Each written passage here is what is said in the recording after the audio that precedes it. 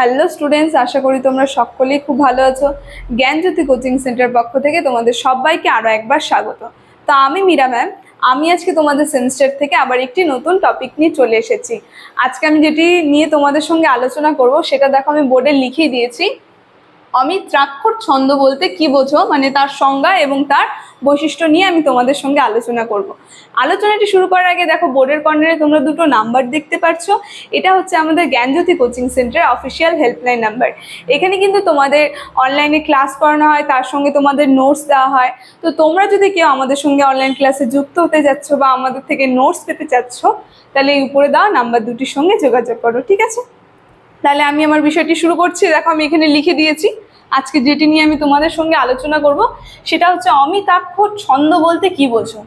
দেখো সংজ্ঞাটা আমি এখানে বলে দিয়েছি, তার সঙ্গে বৈশিষ্ট্যটাও লিখে দিয়েছি। লেখাটা খুব ছোট, তো তোমাদের বুঝতে অসুবিধা হতে পারে। তো আমি এটা বুঝিয়ে দেবো, তার সঙ্গে তোমাদেরকে বলে দেব। আমি যখন বলবো তখন তোমরা একটু খাতায় পেন নিয়ে লিখে নেবে, ঠিক আছে? দেখো অমিত্রাক্ষর ছন্দ বলতে কি বোঝো, যে লিখে দিয়েছি আমি সংজ্ঞাতে, যে ছন্দে চরণোদয়ের অন্তবর্ণের মিল থাকে না। মানে যে চরণ যে থাকে ছন্দে, কি হয়, ছন্দে এক একটা চরণ থাকে বাক্যের মধ্যে, সেই চরণের মধ্যে কি হয়, একটা মিল পাওয়া যায়। তো কিন্তু সেই ছন্দে কি হয়, চরণের মধ্যে কোনো মিল থাকে না, তাকে বলা হয় অমিত্রাক্ষর ছন্দ, ঠিক আছে? অমিত্রাক্ষর ছন্দ বাংলা কাব্যের একটি বিশেষ ছন্দরূপ, যা ঊনবিংশ শতাব্দীর শেষ ভাগে মাইকেল মধুসূদন দত্ত কর্তৃক প্রবর্তিত হয়, ঠিক আছে?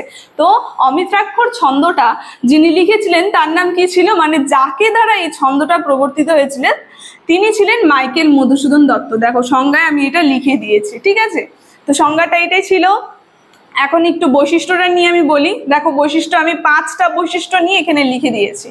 আমি মুখে বলছি, তোমরা একটু লিখে নেবে। দেখো প্রথম বৈশিষ্ট্যতে যেটা যাচ্ছে, যে এই অমিত্রাক্ষর ছন্দের মধ্যে কি হয়, মাত্রা সংখ্যা নির্দিষ্ট, অর্থাৎ প্রতিটি চরণে 8 এবং 6 মাত্রার দুটি পর্ব মিলে মোট 14টি মাত্রা থাকে, ঠিক আছে? মানে এই ছন্দটার মধ্যে কি হয়, 8টা আর 6টা মাত্রা থাকে, এই দুটা মিলে কি হয়, মোট 14টি মাত্রা কিন্তু থাকে এই ছন্দের মধ্যে, ঠিক আছে? দেখো 2 নম্বর বৈশিষ্ট্যতে আমি বলেছি, চরণের শেষে মিত্রাক্ষর মিল বা অন্তমিল থাকে না। মিত্র বলতে কি, মিত্র বলতে বন্ধু। কি হয়, বন্ধুদের মধ্যে মিল দেখা যায়, কিন্তু এই ছন্দের মধ্যে আমরা যদি এইভাবে বিচার করি, এই ছন্দের মধ্যে কোনো মিল পাবে না, ঠিক আছে?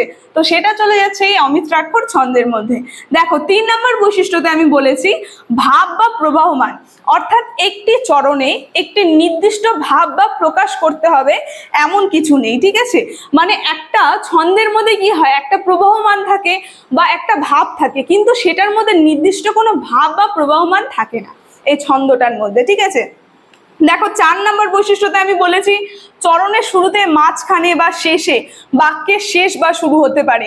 মানে কোনো সঠিক ঠিকানা নেই যে শুরুতে শেষ হয়ে যাবে বা শেষে অন্তে একটা মিল হবে, সেটার কোনো ঠিকানা নেই। যেখান থেকে সেখানে শুরু হতে পারে বা যেখান থেকে সেখানে শেষ হতে পারে, সেটা প্রথমে, মাঝখানে, শেষে বা শুরুতে, এরকম, ঠিক আছে? দেখো লাস্ট যে বৈশিষ্ট্যটা আছে, যে প্রয়োজন মতো জ্যোতি চিহ্নের ব্যবহার করা যায় না। এই যে একটা যে জ্যোতি চিহ্ন থাকে এই ছন্দটার মধ্যে, বিভিন্ন ছন্দের মধ্যে, তো তুমি তোমার প্রয়োজন মতো কিন্তু যেখানে সেখানে এই জ্যোতি চিহ্নের ব্যবহার করতে পারবে না এই ছন্দের মধ্যে, ঠিক আছে? তো অমিত্রাক্ষর ছন্দ থেকে আজকের আলোচনাটি আমার এতটুকুনি ছিল।